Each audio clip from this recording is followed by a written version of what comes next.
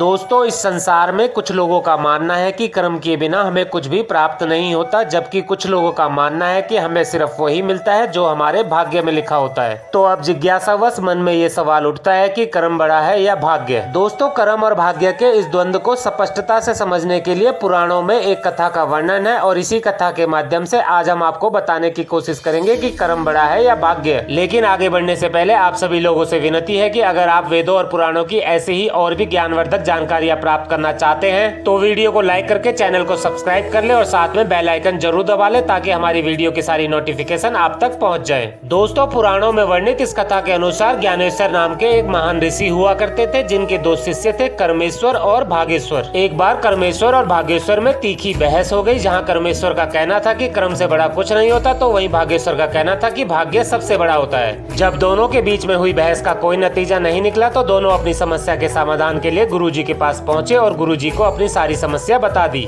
दोनों की बातें सुनने के बाद गुरुजी उन्हें अपने साथ एक पूर्ण रूप से अंधकार में कुटिया में ले गए और वहां ले जाकर दोनों को बंद कर दिया। अब जैसे जैसे समय बीतता गया, कर्मेश्वर और भागेश्वर को भूख लगने लगी। भागेश्वर ने सोचा कि जो मेरे भाग्य में होगा वो मुझे मिल ही जाएगा, तो वो वहीं बैठ गया और राम नाम का जप करने लगा। दूसरी ओर कर्मेश्वर को लगा कि अगर मैंने भोजन प्राप्त करने के लिए कोई कर्म नहीं किया तो मैं भूख से मर जाऊंगा। यह सोचकर वो अंधेरी कुटिया में ही हाथ पैर मारकर खाने की वस्तु ढूंढने लगा। अंधेरे की वजह से कभी उसका सर किसी वस्तु से टकराता तो कभी किसी वस्तु से पैर टकराकर उसके पैर में चोट लग जाती, लेकिन उसने बिल्कुल भी हार नहीं मानी और प्रयास करता रहा। अंत में उसे एक घड़ा मिला जिसके अंदर उसने हाथ डाला तो उसके अंदर चने थे। चने पाकर कर्मेश्वर बहुत ज्यादा खुश हुआ और वहीं बैठकर घड़े में से चने निकालकर खाने लगा। जब वह चने खा रहा था तो बीच बीच में उसके मुंह में कंकड़ आ रहे थे और ऐसे जब भी उसके मुंह में कंकड़ आता था तो वो कंकड़ निकालकर भागेश्वर को दे देता था।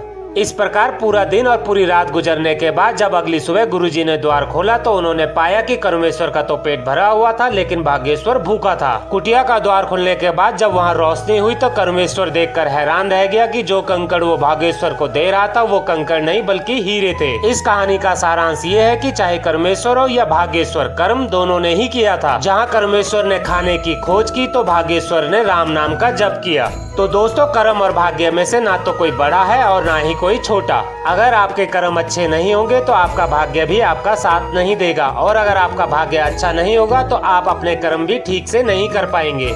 लेकिन कुछ लोगों के मन में ये सवाल होगा कि भागेश्वर को इतना बड़ा फल क्यों मिला।